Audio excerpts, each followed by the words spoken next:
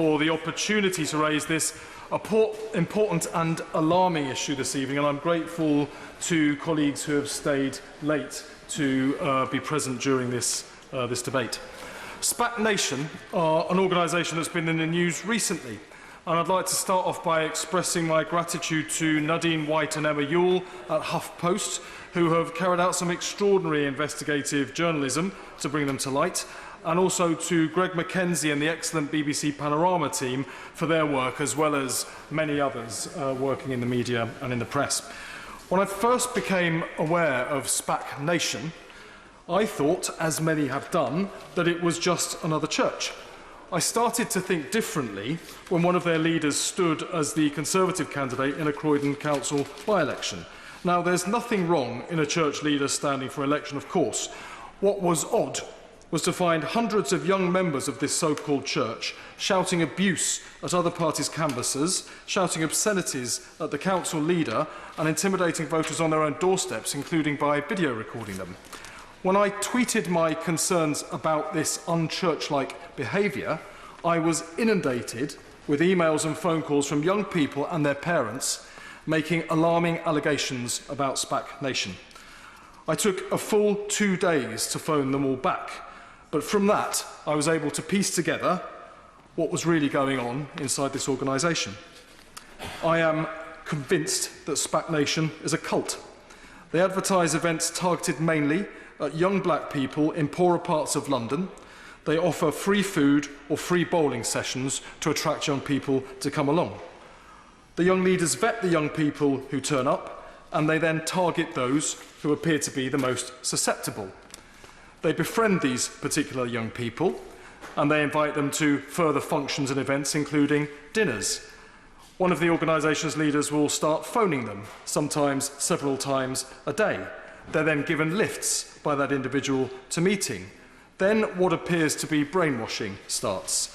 They're told that if their life is unsuccessful, if their family is poor, that's because they're not giving enough money to God. They call it seed. If you give seed to God, as much as you can lay your hands on, you will become rich. This is the message they try to pump into these young people's heads. The organisation's leaders display extraordinary wealth. They drive cars worth hundreds of thousands of pounds. They wear Rolex watches and expensive designer suits, and they live in multi-million-pound properties. All of this way beyond the experience of the young people that they are targeting. They tell these vulnerable young people that they became rich by giving seed to God, and tell them they can have the same, but first they have to give, and by any means possible. Some young people are encouraged to break their links with their families and move into properties rented by the organisation's leaders. They call them trap houses, the term used for drug dens in the United States. A woman leader of this organisation running one of these trap houses, where vulnerable young girls were placed, has 27 convictions for serious fraud. No vulnerable child should be allowed anywhere near her. Once in these houses, the control and coercion becomes far more insidious. One young victim told me they had prayer sessions that she described as brainwashing for up to 8 hours a day. But the emphasis wasn't on God or spirituality, it was on wealth and money and the need to give seed to God in order to get rich.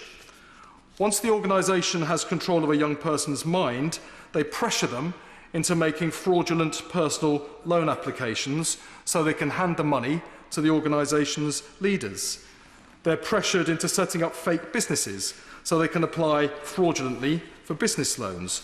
The so-called pastors show the young recruits how to fill in the application forms with false information. In some cases, they fill the forms in for the young person simply to sign. In at least one case, an application was made in a young person's name without their knowledge or awareness that it had been done. Would the honourable member give way? On SPAC Nation and the financial implications of some of their dealings, my honourable friend will be aware of the case of the late Mrs Osinlaru, who seems to have obtained a loan for £150,000, a secured loan on her house. She tragically passed away leaving her 2 young adult daughters and 13-year-old son in the house, unaware that there was this control of the house, which was later repossessed and a bailiff's warrant secured, only stopped because of the presence of the young 13-year-old son. That family risked losing their home and becoming homeless for a loan they didn't know about, and their mum has passed away. I have written to the church. They have admitted that they were involved in securing or helping secure that loan. Does that give my friend further concern? I'm very grateful to my honourable friend for raising yet another alarming case of what appears to be a form of fraud and deception perpetrated upon a family who had just lost their mother and seems to have been deliberately intended to disinherit her children. So I'm grateful for her for raising that case too. And that there are many ways in which they appear to be perpetrating fraud in order to enrich themselves, the leaders of this organisation. I've spoken to young people who absolutely sickeningly were taken to private clinics to sell their blood with a so-called pastor pretending to be their parent to sign consent. Young people I've spoken to were coached to commit benefit fraud. I've met students and spoken to their parents who were coerced into handing over their entire student loans before then being taken to banks to raise further money through personal loans. So they lost their ability to continue an education and ended up in serious financial debt. Tragically, where criminal exploitation is taking place, there is often also sexual exploitation. One young woman told me she was just 16 when she moved into a trap house, and in her words, everyone was having sex with everyone else. It was disgusting. I asked her to clarify whether she meant older pastors having sex with younger girls, and she said yes. When this young woman complained to her pastor, she was taken to the organisation's leader, who told her that if she complained to the police, it would rebound on her because he was powerful and had friends in high places. He made that claim look real to these vulnerable young people by inviting politicians and senior police officers to his church services. He even met the Prime Minister in 10 Downing Street. All of them, I believe, thought they were engaging with a church that was helping vulnerable young people. But in reality, they were being used to intimidate young victims to stop them from speaking out. This is not an organisation getting young people out of crime, as it claims. It's an organisation criminalising young people for its own ends. SPAC Nation is operating right across London and has already expanded into other cities, including Birmingham and Leicester. Can I just thank my honourable friend for actually securing this debate and for actually raising what is clearly quite an important issue. But does he agree with me? It's criminal activity and it's preying on the most vulnerable. And it's essential that the government really does need to intervene and take action on this. I'm very grateful to my honourable friend for making that important point. I'm looking forward to hearing what ministers have to say afterwards about how we can work constructively and collectively together to tackle many of the problems and horrors that we're hearing associated with this organisation. As I was saying, the organisation started in London. It seems to have spread right across the city, but it's expanding into other cities, including Birmingham and Leicester. They have no fixed location. They don't have a home church, which makes it much harder for the authorities to track them. There's not a home police command unit which is keeping track of what they're doing. There's not a local safeguarding board which is keeping track of the risks to young people. They hold their services in vast venues in many different boroughs and now different cities across the country. I've reported every single allegation that was made to me, to the police and to the safeguarding authorities. But I am deeply worried that more has not been done to stop this organisation from exploiting vulnerable young people. SPAC Nation itself claims to have up to 1,000 young people involved right now. Every one of those young people is potentially at risk. They appear to have up to 15 trap houses scattered across London. Every young person inside those properties is potentially at very serious risk. A teacher in North London told me that SPAC Nation had been recruiting schoolgirls outside the school gates. A youth worker in Croydon told me they had been recruiting outside the youth centre. They are targeting young people so they can exploit them, and it is imperative that they are stopped. I have some questions that I'd like the Minister to answer this evening, if that's possible. Allegations about this organisation have been circulating widely in the black community and on social media for up to 4 years. So why has police intelligence failed to pick anything up? I was able to find out most of this information over a couple of days, speaking to people and then Googling on social media. If I can do that without the resources of the police, why has police intelligence failed to recognise what is happening to potentially thousands of vulnerable young kids across this city? What action can be taken immediately to stop this organisation recruiting any more vulnerable young people for abuse and exploitation in my constituency and beyond? Given what we have heard, given what victims have told us, we surely cannot allow this organisation to continue targeting other young people for abuse and exploitation when it's possible for us to take steps and action to protect them.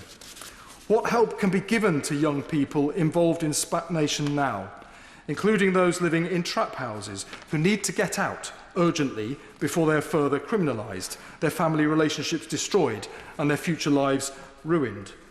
And why has no help been offered to potentially thousands of young people who have managed to get away from SPAC Nation but are left burdened with huge debts, criminalised, many of them homeless, and many of them suffering trauma and mental ill health? We cannot simply leave these young people to suffer the consequences of abuse by an exploitative organisation. There are... Yep. I have to say that what he has illustrated tonight in the House is worrying to every one of us who has heard it, and I think it's hard not to be moved and feel concerned about it. The magnitude and the massiveness of what he has outlined, the Honourable Gentleman has outlined, would indicate to me that it wouldn't just be an ordinary police investigation. It probably needs a specialised unit set aside with the resources and manpower and womanpower to try and make it, to have the investigation concluded and to put an end to what's going on. Exploitation of young people is abysmal and is despicable and needs to be addressed. I'm very grateful, as always, to the Honourable Gentleman for his intervention, and I agree with every word that he's said. Now, what concerns me further is that there are worrying echoes of the Rotherham child abuse scandal in what's happening here. In that case, vulnerable young girls' allegations of serious abuse were dismissed because they came from poor or difficult backgrounds. And it's the same with SPAC Nation. I can't help wondering, as one desperate mum told me, if this was happening to white middle-class children, would it have been ignored for so many years? Would it have been allowed to go on in the way that it has done? We need to address that question because it is a real feeling and concern in the community. In my opinion, SPAC Nation is a criminal enterprise masquerading as a church because that gives them access to vulnerable young people and cover for exploiting them. To every young person who's afraid or at risk from SPAC Nation's activities tonight, I'd like to say this. This organisation might seem powerful, but we are stronger and we are on your side. We will not stop collectively until every young person is safe. We will not stop until the wrongdoers inside SPAC Nation have been brought to justice. We will not stop until this dangerous, manipulative organisation can do no more harm. Minister. Thank you. I would like to begin by thanking the Honourable Member for Croydon North for calling this debate and raising these very serious concerns. I would also like to thank his constituents and all those who've had the courage to speak up and bring this situation to his attention and to our attention, and to thank other members who've stayed here tonight to intervene and contribute to this debate. Now, I'm answering this debate as the Minister for Arts, Heritage and Tourism on behalf of the Minister for Civil Society, Baroness Barron, who sits in the House of Lords. And the allegations concern a charity, and charity policy sits within our department. But I'm also very grateful to have the Minister for Safeguarding and Vulnerability from the Home Office on the front bench with me, and the Minister for London and another member for Croydon. I've listened very carefully to the Honourable Member. I've also read a great deal of the coverage in the media, and I also watched the Panorama documentary, and I found the accusations deeply concerning. These are very serious allegations, and they clearly must be properly and urgently investigated. On the 5th of December last year, the Charity Commission opened a statutory inquiry into SPAC Nation, and that inquiry is looking into its finances, governance and safeguarding, and its overall compliance with charity law. That was, however, not the Charity Commission's first engagement with SPAC Nation. They launched a regulatory compliance case looking into SPAC Nation in April 2018 and then issued an action plan to its trustees in June 2019. And the Charity Commission was not satisfied with SPAC Nation's response to the action plan, and that's why, together with the further allegations and concerns that have been raised in the media and by the Honourable Member, they launched their statutory inquiry in December.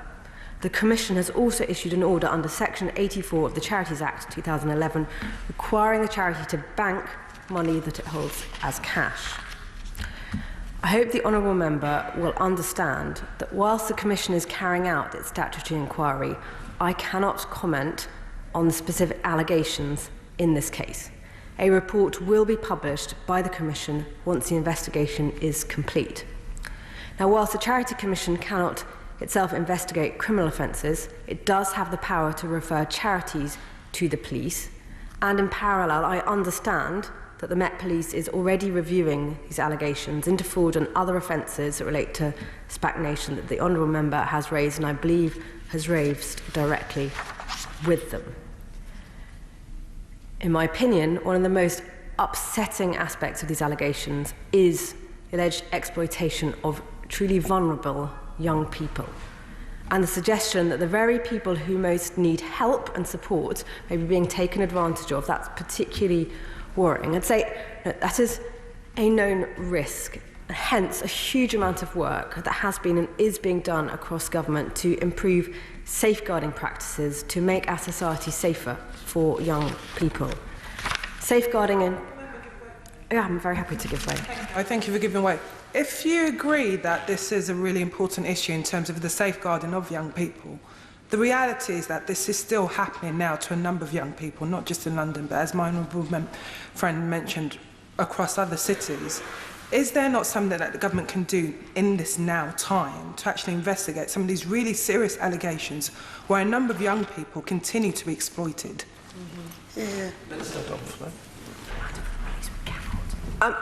So, as I think I'm trying to make clear, that these are allegations which are being investigated by the Charity Commission and being reviewed by the police, and it's not something that government can intervene in at this point. But I think this debate is certainly raising this very much up the agenda, and for sure is making sure that there is a great deal of awareness of the situation. And I will do my best to address the questions as I proceed. I just want to continue to talk a bit more about, though, the really important role of safeguarding in charities. I think it is really, really important, because it's exactly that should prevent exploitation of young people, or when exploitation happens, make sure that there is a rapid and effective response. And I want to make it clear how seriously the government takes this, that since 2018 we've invested over £1 million in the domestic charities safeguarding programme. We've been working with charities, other partners, including the National Crime Agency, to raise awareness of safeguarding, to ensure that charities, whatever their size, large and small, know their responsibilities, know how to handle concerns quickly, and can easily access the advice. The Charity Commission has also launched a whistleblowing helpline to help people report safeguarding concerns. And I would encourage anybody, and obviously members here can also refer people to do this, if they've witnessed or experienced or concerned about wrongdoings in charities, to use that as a means of reporting it.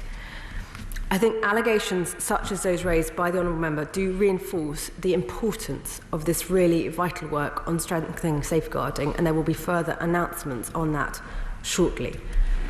Protecting people from harm must always take precedence over protecting a charity's brand or status, and charities must be clear that they will listen to safeguarding concerns, and those concerns must be treated promptly and seriously acted on. The majority of charities take their safeguarding responsibilities extremely seriously. And so I think it's right to make sure that we recognise that, and then the action is taken by the Charity Commission and is necessary local safeguarding authorities and the police. However, many of the Honourable Members' concerns do relate to police matters, who, as I've said, I understand are reviewing the evidence that they have received. Now, can I suggest, if he hasn't done so already, that he raises these concerns about policing with both the Mayor of London and with the Commissioner of the Met Police. Now, coming to the government, the Home Office is working extremely hard transforming its approach to dealing with crimes against vulnerable young people. They have invested significantly in a programme of reform to help the police respond to changing crimes, including child sexual abuse. Child sexual abuse has been prioritised as a national threat. The Home Office are empowering police forces to develop their specialist skills and expertise, increasing the capabilities of the police to tackle this terrible crime. I will indeed give way. Can I thank the Minister for giving me way, but I'm just going to ask a question, and forgive me if I'm the one being ignorant on this particular point, but you've asked my honourable friend to, if he hasn't already done so, to raise this with the Mayor of London and with the Police Commissioner. The Home Office is the government's responsibility, and this sounds to me like a Home Office issue that the government need to be looking into. So can she just clarify whether or not this is not an issue that the Home Office should be addressing?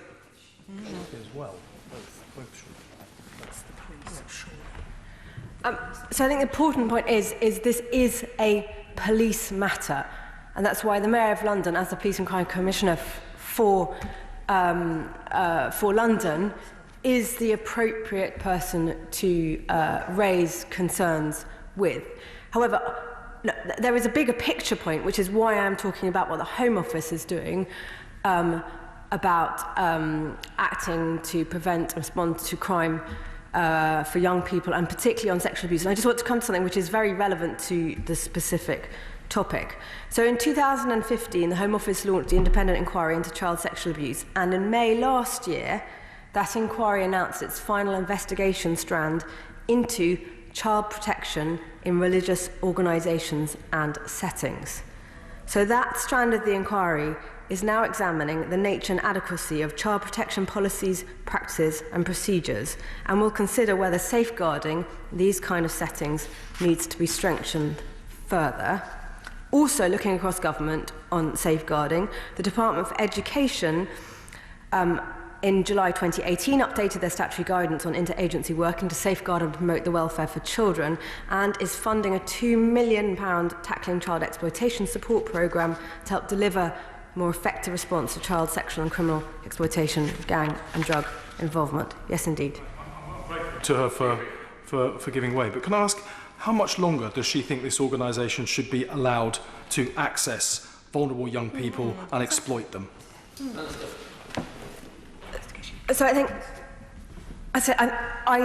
I'm doing my best to make clear how very seriously I take these allegations, and I know that the other ministers with me on the bench take these allegations very seriously, but they are being investigated, and therefore the honourable member puts me in a very difficult position to ask me to say things which would be inappropriate for me to say at this dispatch box.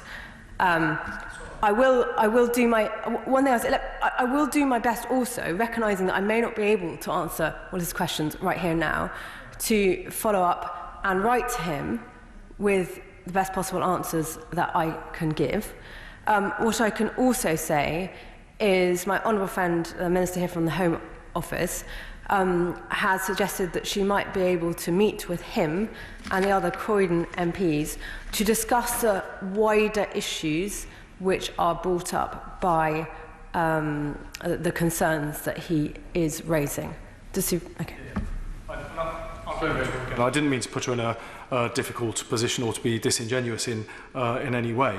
I'm just concerned that given the severity and the number, the volume of the allegations and the type of allegations that we're hearing, is there nothing further that can be done, perhaps by the government working with the police and crime commissioners, wherever those that may be necessary, or with the police forces where it may be necessary, to prevent this organisation, even if temporarily, from being able to stand outside school gates, stand outside youth centres and target young people. I'd be happy to work collaboratively with her and colleagues on seeking an answer to that, because I understand I haven't given warning of that question this evening, but if there was some way we could look at working together to prevent any more young lives being destroyed, even while investigations are going on, I would be immensely grateful. Yeah. Would the Minister give way on that point? Can I just respond to that point? I'm sorry, I cannot give a different answer standing here, but what I do also want to say is I think none of us would want to say anything this evening that might perhaps prevent an effective investigation taking place, or prejudice the outcome of that in any way that might be unhelpful. No, given how serious these allegations are, let's make sure that they can be effectively investigated and pursued. Thanks to the Minister for giving way. He's been very generous. I just wondered, the Charity Commission can often move very slowly, and given the seriousness of the allegations, would there not be a possibility of suspending charitable status while the investigations are going ahead, considering other charities from memory who deal with young people? I am aware that this has happened in the past. That's fantastic. Very good, very good. I'm very happy to write back to her with a full response to that question. But let me reiterate that I know that the Charity Commission is, as I said before, investigating, and also because they don't look into criminal activity, but the police are reviewing these allegations. So those two things are very much happening. One thing before we finish, I want to just put the record straight on, is that I do understand that the pastor the Honourable Member referred to indeed went to number 10 Downing Street, but I have been told he did not meet the Prime Minister, and I think that was appropriate. My understanding is that he attended a round table along with 25 other church leaders to discuss youth violence, and it was in that context that he was in number 10 Downing Street. Just before I conclude, I do want to make the point, I think it's an important one to make, is to say how mindful I am, against context of this debate, what an important role that religion, faith and worship play in our society, and what a significant and important contribution that many, many religious charities make to our communities, that they often the first in and last out of marginal communities, providing invaluable help and support for those most in need, including many black majority churches up and down this country who support their local communities, contributing positively to wider society. And I think that's a very important point to put on the record. But say in conclusion, I'm very happy to, as I will write back to the Honourable Member. He has the offer of a meeting with the Home Office Minister, discuss these wider issues, as I said, in principle. But can I thank him for calling this debate, highlighting these very serious allegations. His concerns have been fully heard by me, by the other ministers here, and I should think actually many thousands via the media coverage that this has received. The crucial next step is for the Charity Commission and the police to investigate the allegations and to take appropriate action. Hear, hear.